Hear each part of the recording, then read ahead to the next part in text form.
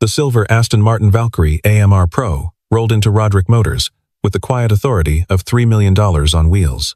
Harper Lancaster stepped out, her tailored suit sharp against the garage's grease-stained walls. 3 senior mechanics stood around the hybrid V12 engine, shaking their heads in defeat. Nobody dared touch the ECU system without factory support. Then, a man in coveralls approached. Tall and quiet, brown hair tousled, hands still dirty from honest work. Mason Carter had been hired that morning. Harper raised an eyebrow as the garage owner explained this was their newest hire, a widower raising his daughter alone. Harper's laugh was cold as winter steel. "Fix this engine and I'll marry you," she said, half joking, half mocking. Everyone laughed. Mason just smiled quietly. Harper Lancaster had once believed in love the way children believe in fairy tales, with complete and trusting hearts. She had been 28 when she married Daniel Rothschild, heir to a shipping fortune, convinced that their merger of hearts would last longer than any corporate acquisition. For 3 years, she built her life around their shared dreams of expanding her family's logistics company while raising children in their Connecticut mansion. She worked 16-hour days to prove herself worthy of the Rothschild name, missing dinners and weekend retreats, always promising herself that success would buy them the time to truly connect.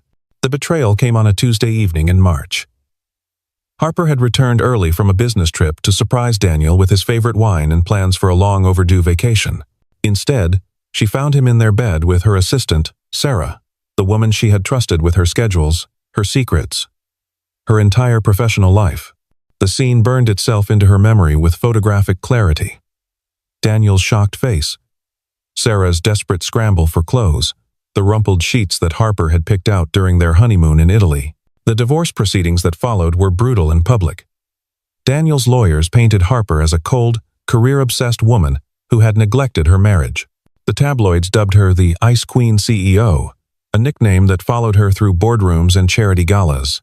After the settlement, Harper threw herself into Lancaster Logistics with the single-minded focus of someone who had nothing left to lose. She acquired 3 smaller companies, expanded into international shipping, and built a reputation for ruthless efficiency. Her success was undeniable, but it came at a cost. She stopped dating entirely, built walls around her heart that seemed impenetrable, and earned a reputation for being brilliant but impossibly demanding.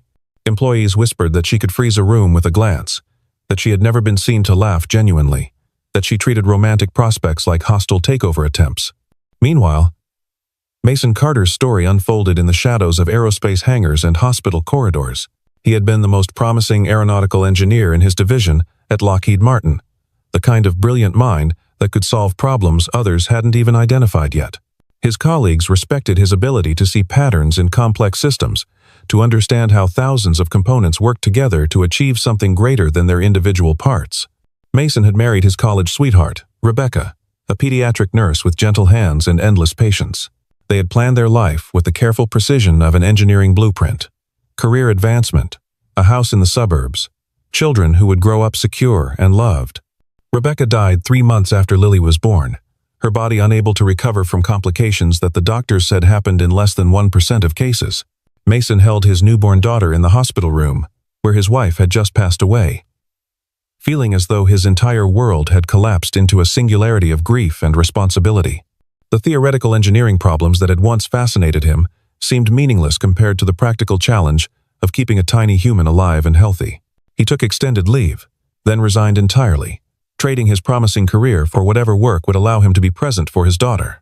Harper Lancaster had once believed in love the way children believe in fairy tales, with complete and trusting hearts. Mason Carter had once believed in plans the way engineers believe in mathematics, with absolute faith in predictable outcomes. Both had learned that life had no respect for such beliefs. That evening, after the garage emptied and the laughter faded, Mason remained alone with the Valkyrie. He had heard the mockery in Harper Lancaster's voice, seen the dismissive way she had looked at him, just another blue-collar worker unworthy of her attention. But Mason had also seen something else, a $3 million machine that nobody could fix, and a woman whose expensive car had become a symbol of her isolation. He approached the engine not with wounded pride, but with genuine curiosity. The Aston Martin's hybrid system was a masterpiece of engineering complexity, combining a V12 internal combustion engine with advanced electric motors through a sophisticated energy recovery system. Most mechanics would have been intimidated by the sheer number of sensors, actuators, and control modules working in concert. Mason saw it differently. Every system, no matter how complex, was simply a collection of individual components that had to communicate with each other. The problem was usually in the communication, not the components themselves. He traced electrical pathways with the patience of someone who had once designed aircraft navigation systems, checking voltage readings and signal integrity with tools that seemed almost primitive compared to his former aerospace equipment. The dashboard displays showed normal readings for all major systems, but the engine management computer was throwing fault codes that made no sense in combination. Mason spent 2 hours methodically checking every connection, every ground point, every wire that carried data between the engine and its electronic brain. The problem, when he finally found it, was elegantly simple. A voltage converter buried deep in the hybrid systems architecture had been installed with an incorrect ground connection. The error was so small that it hadn't triggered any obvious warning lights, but it was enough to create electrical noise that confused the engine management system into shutting down the entire powertrain. It was the kind of mistake that could happen to anyone, but finding it required the patience to check every single connection, rather than relying on diagnostic computers to identify the fault. Mason made the repair with careful precision, testing each step to ensure that his solution wouldn't create new problems elsewhere in the system. He cleared the fault codes, ran the engine through its startup sequence, and listened to the purr of perfectly balanced machinery. The Valkyrie was running better than it had since leaving the factory, but Mason didn't wake anyone to share his accomplishment. He simply cleaned his tools, washed his hands, and went home to check on his sleeping daughter. When Harper returned the next morning, expecting another day of frustration and mechanical excuses, the Aston Martin started immediately. The dashboard showed optimal performance readings across every system. She stared at the instruments in genuine surprise, then looked around the garage for an explanation. "Who fixed it?" she asked, her voice carrying a note of curiosity that hadn't been there the day before. The garage owner started to point toward Mason, but Mason caught his eye and shook his head slightly. He continued cleaning his hands with methodical attention, as if nothing unusual had happened. Harper found herself watching him with new interest, noticing the precision of his movements, the quiet confidence in the way he handled tools. For the first time in years, Harper Lancaster felt genuinely curious about another person's story. 2 weeks later, Harper found herself returning to Roderick Motors during her lunch break, ostensibly to check on some minor electrical issue that probably didn't exist. She discovered Mason sitting in a quiet corner of the garage with a 7-year-old girl curled up against his side, her head resting on his thigh as she napped. The child was small for her age, with delicate features and skin that seemed almost translucent in the afternoon light filtering through the garage windows. "My daughter, Lily," Mason explained quietly, careful not to wake her. "School ended early today, and my babysitter had an emergency." Lily stirred at the sound of voices, opening eyes that were startlingly blue against her pale complexion. She looked at Harper with the unguarded curiosity of childhood, taking in the expensive clothes and perfectly styled hair with wonder rather than judgment. "I dreamed about you," Lily said to Harper, her voice soft but clear. "You were a princess, but you were sad because your castle was empty." Harper felt something shift inside her chest, a sensation she hadn't experienced in years. She knelt down to bring herself to Lily's eye level, studying the child's face with growing concern. There was something fragile about Lily that went beyond her small stature, a quality that Harper recognized from painful memories of her younger brother, Michael, who had died of congenital heart disease when Harper was 22. "She has a heart condition," Mason said quietly, answering Harper's unspoken question. "Congenital cardiomyopathy. We manage it with medication and regular checkups, but it means she gets tired easily." Harper watched as Mason gently pressed his fingers against Lily's wrist, checking her pulse with the practiced ease of a parent who had learned to monitor vital signs as naturally as checking the time. The gesture was so tender, so filled with protective love, that Harper felt tears threatening for the first time in years.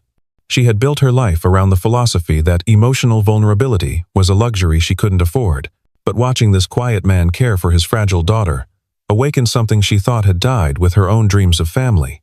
"The doctors say she might need surgery eventually," Mason continued, his voice steady, but his eyes betraying deep worry.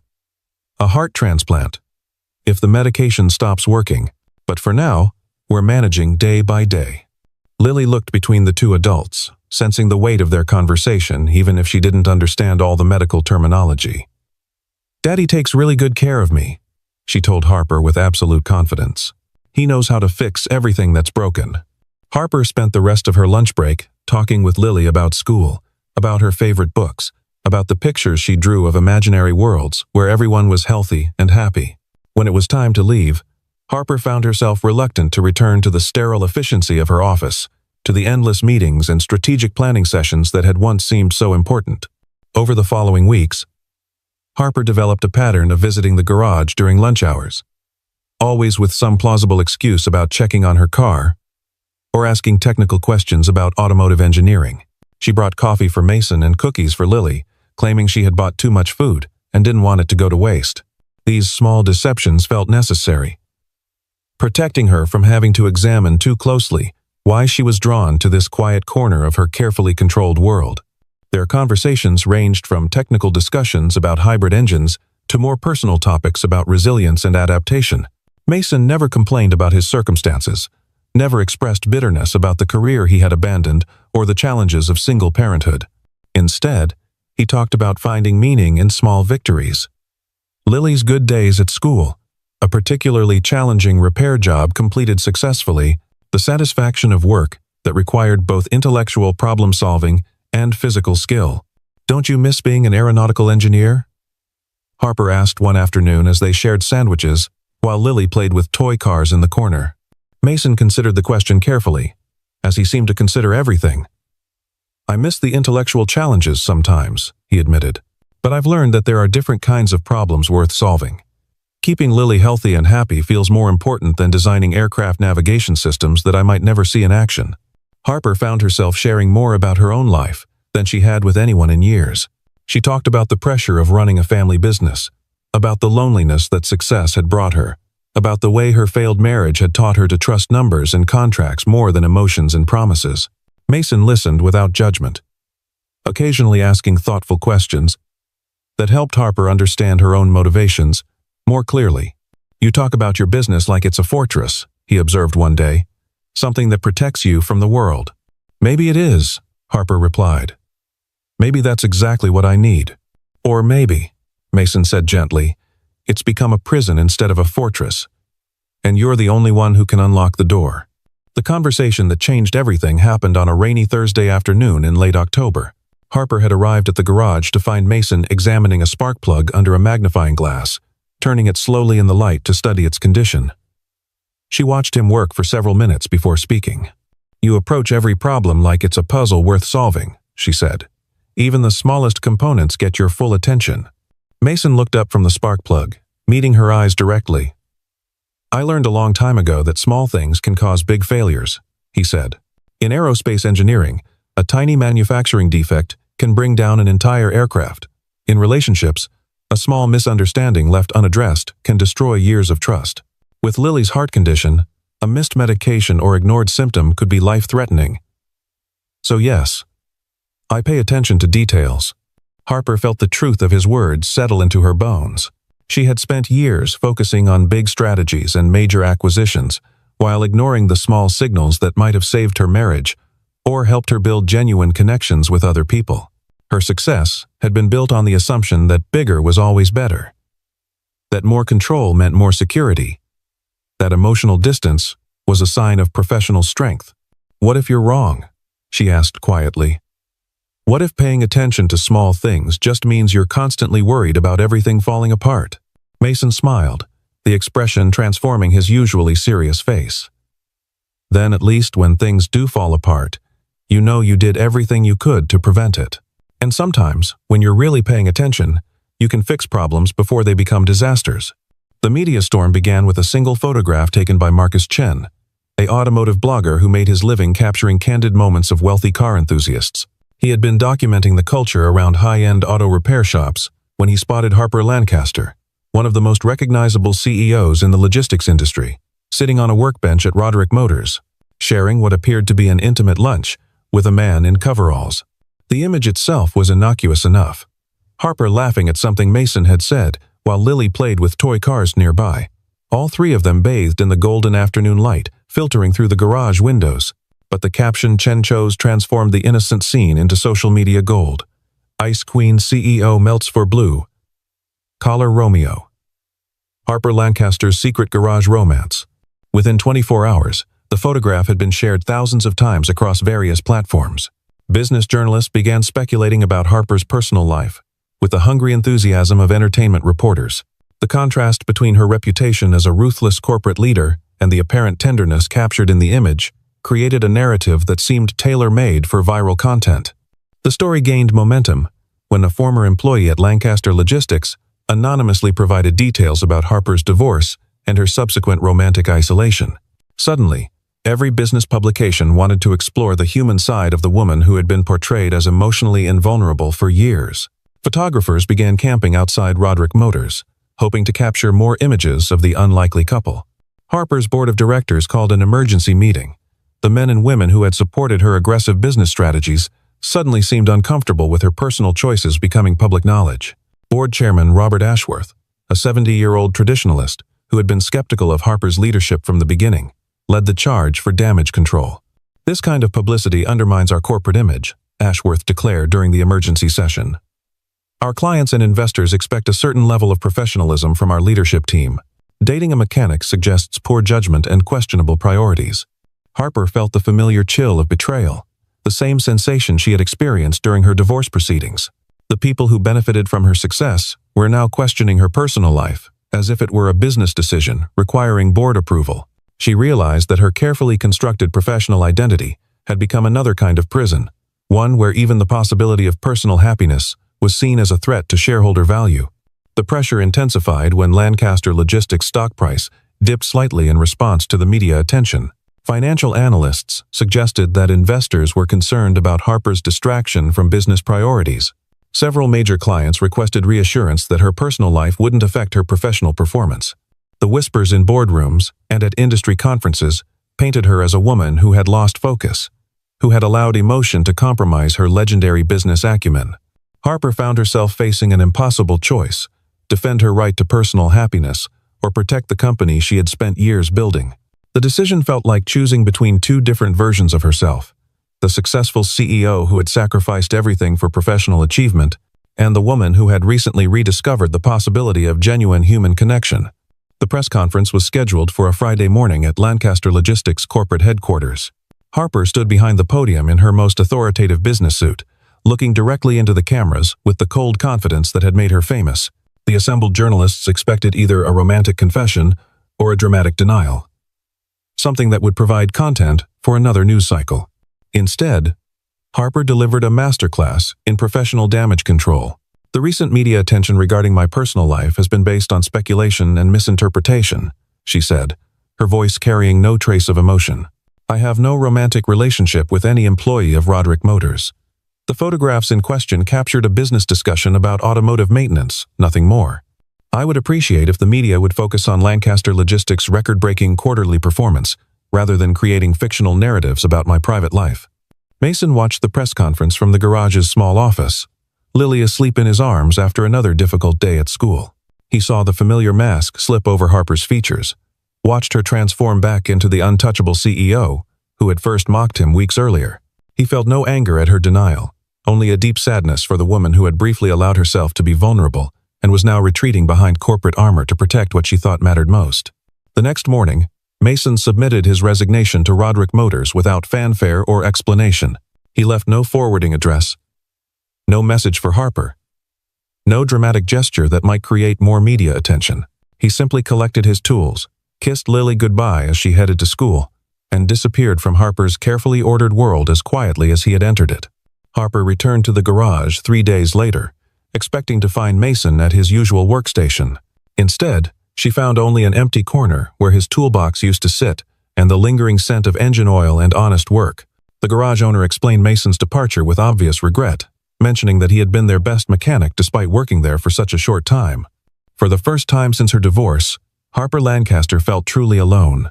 Her stock price had recovered, the media attention had moved on to other stories, and her board of directors had praised her handling of the crisis. She had successfully protected her professional reputation and maintained her image as an uncompromising business leader. But success felt hollow when measured against the absence of Mason's quiet presence and Lily's innocent laughter. Harper threw herself back into work with desperate intensity, staying late every night to review quarterly reports and strategic plans that suddenly seemed meaningless. She attended board meetings and industry conferences, where colleagues congratulated her on weathering the media storm, their approval feeling like consolation prizes for a game she wasn't sure she wanted to win. 3 weeks after Mason's departure, Harper received a phone call that changed everything. The voice belonged to Dr. Sarah Mitchell, the pediatric cardiologist at Children's Hospital, calling to inform Harper that Lily Carter had been admitted for emergency surgery. Mason had apparently listed Harper as an emergency contact, a detail that surprised both the doctor and Harper herself.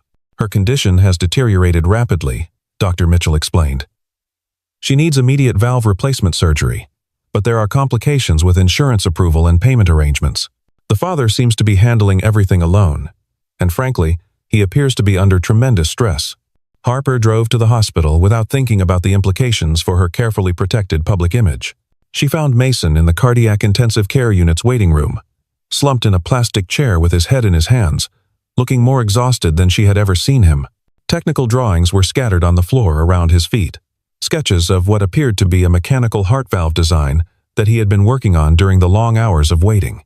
When Mason looked up and saw her, his expression showed no surprise, only gratitude mixed with the bone-deep weariness of a parent facing every father's worst nightmare. Harper sat down beside him without speaking, her presence offering the only comfort she knew how to give. They waited together in the sterile hospital corridor, two people who had built walls around their hearts, now united by concern for a 7-year-old girl who had shown them both what love without conditions looked like. "I should have stayed in aerospace engineering," Mason said quietly, more to himself than to Harper. "The insurance would have been better, the salary higher. Maybe I could have afforded better preventive care. Maybe we would have caught this sooner." Harper took his hand, feeling the calluses from years of honest work, the slight tremor of exhaustion and fear. "You gave her something more valuable than money," she said. "You gave her a father who was present for every day, who knew her well enough to notice when something was wrong, who loved her enough to sacrifice his own ambitions for her well-being." The surgery lasted 6 hours. During that time, Harper quietly arranged for the hospital's best pediatric cardiac surgeon to join the team, ensured that all experimental treatments would be covered regardless of insurance limitations, and established a trust fund that would guarantee Lily's future medical care. She did all of this without consulting Mason, without seeking recognition or gratitude, simply because it was the right thing to do for a child who had taught her that dreams were worth believing in. When Dr. Mitchell emerged from the operating room with news of the surgery's success, Mason wept with relief while Harper held his shoulders, feeling her own tears fall for the first time in years. Lily would recover fully, the surgeon explained, though she would need ongoing care and regular checkups for the rest of her life. That night, as Lily slept peacefully in her hospital bed, surrounded by monitors that showed a steady, strong heartbeat, Harper and Mason talked about second chances and the courage required to rebuild a life from broken pieces. Neither of them mentioned the media storm that had driven them apart, focusing instead on the future they might create together if they were brave enough to try. "I'm not the same person who made that joke in your garage," Harper said as dawn light began filtering through the hospital windows. "That woman was afraid of everything that mattered. I don't want to be afraid anymore." Mason looked at her with eyes that held no judgment, only understanding. "We're all afraid of something," he said. "The question is whether we let fear make our decisions for us, or whether we choose to act despite being afraid." Harper realized that she had spent years building her identity around professional achievements that felt empty compared to the simple act of holding vigil beside a child's hospital bed. Success without connection was just elaborate loneliness, and all the money in the world couldn't buy the sense of purpose she had found in caring about Mason and Lily's well-being. 6 months after Lily's surgery, Harper Lancaster made an announcement that shocked the business world. She was stepping down as CEO of Lancaster Logistics to pursue new opportunities in vocational education and small business development. The decision cost her millions in stock options and executive compensation, but it gave her something she had never possessed: the freedom to build a life based on her own values rather than other people's expectations. Harper and Mason opened Phoenix Garage together, a combination auto repair shop and technical training center located in a converted warehouse on the outskirts of town. Their mission was simple but revolutionary: provide high-quality automotive education to people who had been written off by traditional career paths, creating opportunities for ex-convicts, high school dropouts, and anyone else who needed a second chance. Mason designed the curriculum while Harper handled business operations and community outreach. They hired instructors who combined technical expertise with genuine care for their students, creating an environment where learning happened through mentorship rather than judgment. The garage quickly developed a reputation for excellent work and fair prices, while the training program began graduating skilled technicians who went on to successful careers throughout the region. Harper discovered that she was better at teaching business principles to eager students than she had ever been at impressing board members with quarterly projections. She found genuine satisfaction in watching former addicts rebuild their lives through honest work, in seeing teenage mothers gain financial independence through skilled trades, in creating pathways to stability for people who had been told they were failures. The transformation wasn't easy. Harper had to learn how to work with her hands, how to diagnose engine problems through sound and feel rather than computer analysis, how to communicate with students who came from vastly different backgrounds than her own privileged upbringing. But every challenge taught her something new about resilience, about the dignity found in all honest work, about the strength that comes from helping others succeed. Mason watched Harper's evolution with quiet amazement. The woman who had once mocked his blue-collar work now spent her days teaching young people to take pride in technical skills, to see mechanical aptitude as a form of intelligence worth developing. She had traded her designer suits for practical work clothes, her corner office for a classroom that smelled of motor oil and possibility. Lily thrived in the environment they created together. Her heart condition still required careful monitoring, but she had grown stronger and more confident as she watched the two most important adults in her life build something meaningful from broken pieces. She became the unofficial mascot of Phoenix Garage, charming students and customers with her intelligence and warmth, reminding everyone that love could heal more than just broken engines. 1 year after opening Phoenix Garage, Harper decided it was time to acknowledge publicly what had been obvious to everyone who knew them. She and Mason had built more than just a successful business together. The occasion was their first anniversary celebration, a community gathering that brought together their students, customers, and friends for an evening of recognition and gratitude. Harper took the microphone during the dinner program, holding a small wrapped package that she had been carrying for weeks while gathering the courage to make her intentions clear. The room fell silent as she unwrapped an old spark plug from her Aston Martin Valkyrie, now polished to a silver shine and mounted on a small wooden base. A year ago, Harper began, her voice steady but filled with emotion. I made a joke to a man I barely knew. I said if he could fix my engine, I would marry him. I thought I was being clever, maybe a little cruel, definitely superior to someone I saw as beneath my notice. She turned to face Mason, who was sitting at the head table with Lily beside him, both of them watching her with expressions of love and anticipation. What I didn't understand then was that he didn't just fix my car, Harper continued. He fixed something in me that I didn't even realize was broken. He showed me that real strength isn't about controlling other people or building walls around your heart. Real strength is about showing up for the people you love, day after day, whether it's glamorous or not. Harper approached Mason's table, holding out the mounted spark plug like an offering. So I'm not joking this time when I say, you fixed my engine, Mason Carter. You fixed my heart. You fixed my understanding of what matters in life. And you fixed my faith in the possibility that two broken people can build something beautiful together. Mason stood to accept the gift, his own eyes bright with unshed tears. From his pocket, he produced a small velvet box containing a ring that Lily had designed. A simple silver band, inlaid with tiny gears and springs, a piece of jewelry that looked like it had been crafted by someone who understood that the most beautiful things are also the most functional. I love you, Harper Lancaster, Mason said, his voice carrying clearly through the silent room. I love your intelligence, your ambition, your capacity for growth, and your willingness to get your hands dirty for the people you care about. I love the way you've learned to see beauty in ordinary work, and the way you've taught me that it's possible to dream again without forgetting the lessons that loss has taught us. The proposal that followed was witnessed by 200 people who had found hope and opportunity at Phoenix Garage, a community that understood the value of second chances and the courage required to rebuild a life from broken pieces. When Harper said yes, the celebration that erupted was genuine and joyful, a recognition that love stories don't always follow predictable patterns, and that the best endings often begin with someone brave enough to fix what seems irreparable.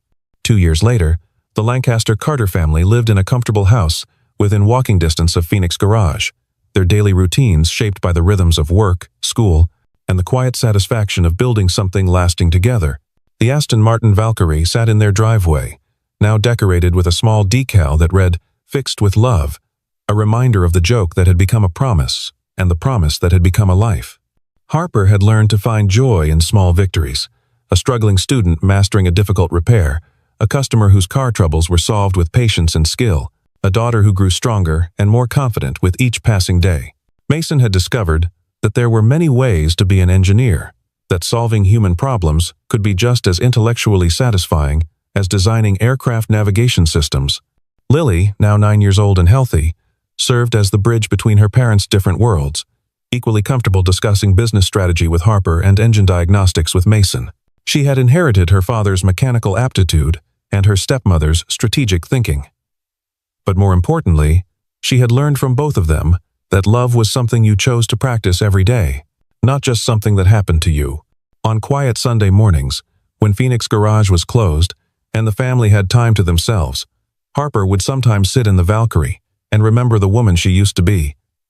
Successful but isolated, protected but lonely, powerful but ultimately powerless. To create the connections that gave life meaning. The transformation had cost her millions of dollars and forced her to abandon an identity she had spent years building. But it had given her something infinitely more valuable, a family built on mutual respect, shared purpose, and the daily choice to fix what was broken rather than discard what seemed damaged beyond repair. The spark plug that had started everything sat on their mantelpiece, polished and proud, a symbol of the truth that the smallest components can sometimes power the most important transformations. Harper Lancaster had learned that engines aren't the only things that can be fixed with patience, skill, and love. Sometimes broken hearts just need the right mechanic, someone willing to trace every connection until they find the source of the problem, someone patient enough to make repairs that will last a lifetime.